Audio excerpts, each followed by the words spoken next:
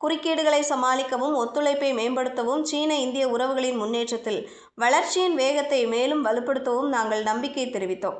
இதனால் நமது சொந்த முன்னேற்றத்துடன் ஒருவருக்கொருவர் வெற்றிக்கு பங்களிக்கவும் ஆசியாவிற்கும் உலகிற்கும் மிகவும் தேவையான உறுதியை வழங்க முடியும் என்றார்.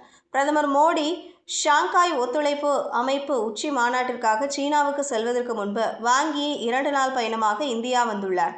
இந்தியா, ரஷ்யா, சீனாவை தவிர இந்த அமைப்பில் மத்திய ஆசியாவின் பல நாடுகளும் உள்ளன. ரஷ்யாவிலிருந்து கச்சா எண்ணெய் வாங்குகிறோம் என்ற பெயரில் அமெரிக்கா இந்தியா மீது 50% வரி விதித்து சீனாவுடன் பேரம் பேசுவதில் ஈடுபட்டுள்ளது. இந்த நேரத்தில் இந்தியாவுக்கும் சீனாவுக்கும் இடையிலான பரஸ்பர உறவுகளில் இந்த முன்னேற்றம் ஏற்பட்டுள்ளது. உலகின் அதிக மக்கள் தொகை கொண்ட 2 நாடுகள் இந்தியாவும் சீனாவும். அமெரிக்காவிற்கு பிறகு உலகின் மிகப்பெரிய பொருளாதாரம் சீனா. அதில் 4வது இடத்தில் இருக்கும் இந்தியா வேகமாக வளர்ந்து வரும் மிகப்பெரிய பொருளாதாரமாகும். வரி பிரச்சனையில் இந்தியாவின் நிலைப்பாட்டை சீனா முதல் நாளில் இருந்தே ஆதரித்து வருகிறது. எல்லை தொடர்பான ஒரே சர்ச்சைக்குரிய பிரச்சனையை ஒதுக்கி வைத்துவிட்டு முக்கிய ரீதியாக முன்னேற இரு நாடுகளும் முயற்சித்தால் அது அமெரிக்கா போன்ற ஒரு வல்லரசுக்கு ஒரு பெரிய எச்சரிக்கை மணிதான்.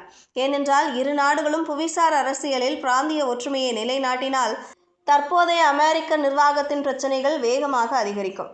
இதுபோன்ற செய்திகளை தெரிந்து கொள்ள செய்தி புனலுடன் இணைந்திடுங்கள்.